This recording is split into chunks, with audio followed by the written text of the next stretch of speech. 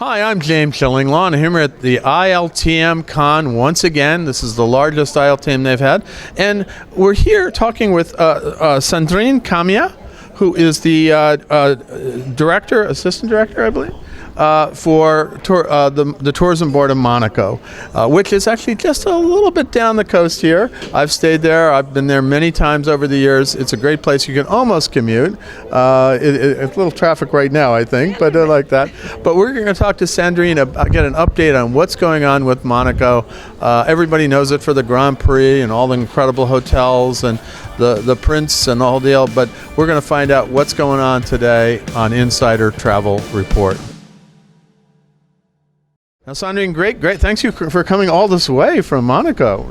Thank you for inviting me. You know, it's not so far. It took me 50 minutes to drive from Monaco to Cannes this morning, and I'm happy to be here. I'm happy. I love this show. There's so many... It is a great show, and I've been coming here, I don't want to tell you, probably for 15, 20 years now, and always great stuff. But tell us a little bit, and I actually stayed in Monaco before the show once a few times. I stayed in a few of the hotels. They're amazing, all the wonderful hotels that you have there. But let's talk about Monaco today. What is going on with the Principality today? Oh, there's a lot of things going on. First of all, we have completely revamped the Hotel de Paris, which is the iconic property of Monaco. It has been revamped before COVID, so people might not know about it because they may not have a chance to come back since 2019. But it has been completely. It's not even refurbished; it's revamped. Right. So it's today a fabulous deluxe property with. You still have the restaurant, right?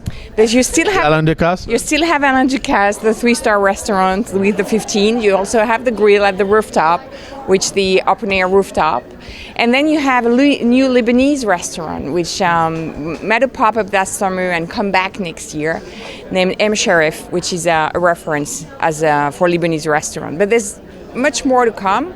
Actually, the SBM Monte Carlo Resort has initiated... That's the company that owns all these hotels. That's the company which owns 4 hotels and who is managing all the casino, and they have on the top 60 restaurants and many other conference space. But they revamped completely the casino square. Really, that's a beautiful square in front of the casino, and that's the major hotels are all around that area. Exactly. So it's now all pedestrian, so you really can enjoy the square. And they will reopen the Café de Paris, which is an iconic brasserie on the other side of the de Paris hotel. It will be completely also revamped and opening in July. You will still have the Café de Paris, the brasserie, and then on the rooftop of this new building you have Amazonico, which is those type of very nice restaurant when you could have a pre-dinner at bar and a dinner and then an after dinner. Right. On the same place. That's pretty good. That's like that. That's pretty cool. Any other changes to hotels in the area, or new ones? Yeah, a lot of investment and energy with a lot of renovation. A big program of renovation at the Fairmont Monte Carlo, which will be completed by 2024. Big program of renovation at the Metropole also, which will be completely completed. I've actually stayed there. I know it's the other side of the square, right? Yeah. It's a nice deluxe property as well. There's, of course, Monaco is known for its deluxe hotels and restaurants, but there's also a lot of things going on in the city. And we try to create the space of conversation on sustainability because people might not think about Monaco as a sustainable destination. But with the Prince, which is one of the leader of state that is the most involved on sustainability aspects, and especially ocean preservation. They have the whole museum. We still have the museum, and it's been, a commitment from 4 generations now with the Grimaldi family. But we try to also push that on the top of our reputation because this is very important, and it's a country commitment. People sometimes don't think about Monaco as a country, but it is. It's a small principality, only 2 square kilometers. We're actually extending We're also building an offshore new district on the sea. Oh, I sort of thought you were taking part of France. I don't know. No. We're still building on the sea. We don't. We like our neighbors, but we're building up on the sea. And there's new 2-acre district, which will be also completed by 2025. Okay, so extending under the water, right? Yeah. Right on the water, next to the Grimaldi Forum, our convention and exhibition center, which will take advantage of that extension with building another 6,000 square meters extension for conventions and conference. That's great. No, so you have that. So you got renovated hotels. Any new hotels coming in? It's not a hard space to get some in now sometimes. Yeah, I mean, it's not on the plan yet, but probably.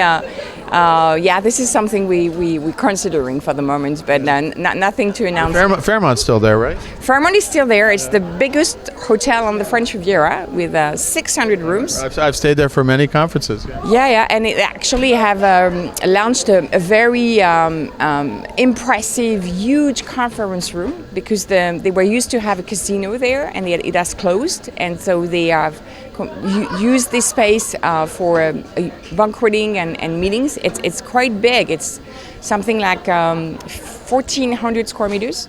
Okay. So you could you have a lot of possibility, and the room is beautiful. They have kept the grandeur of casino with nice chandeliers and.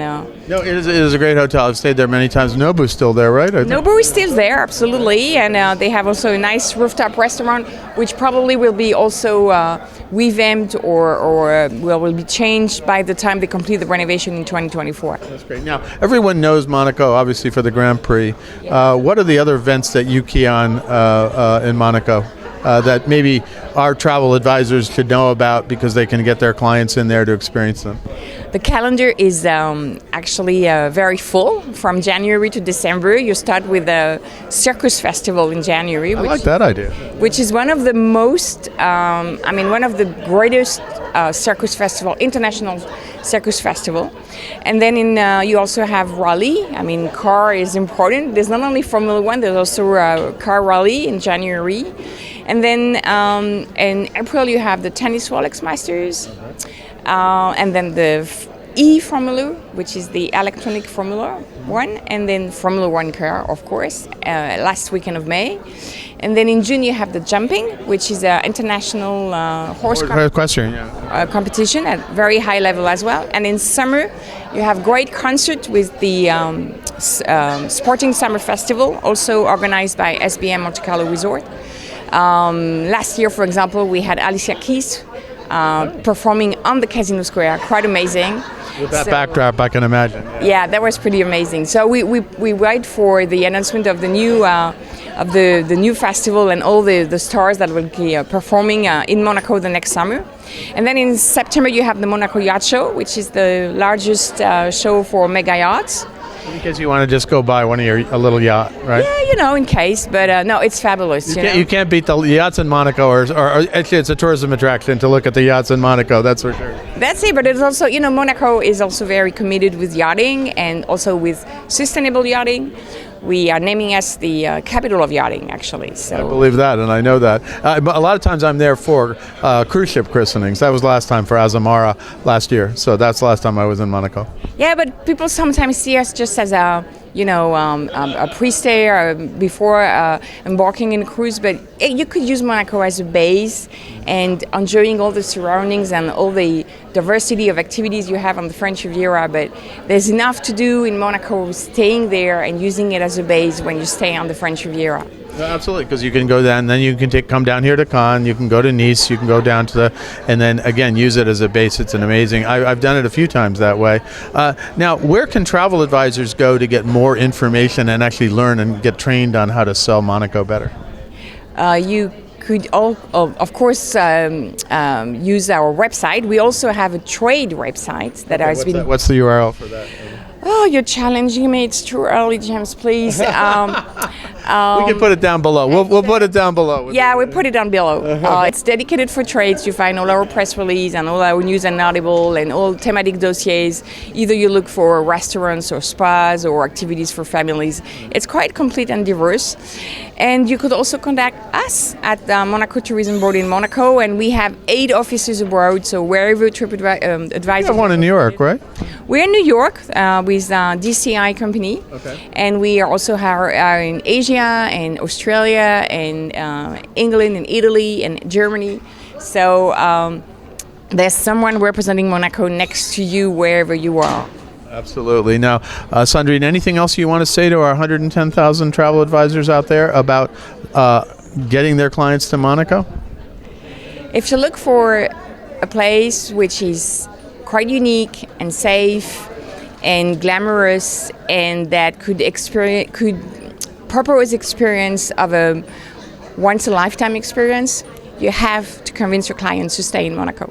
Absolutely, and I keep coming back. I go to the old town. I go to the casino.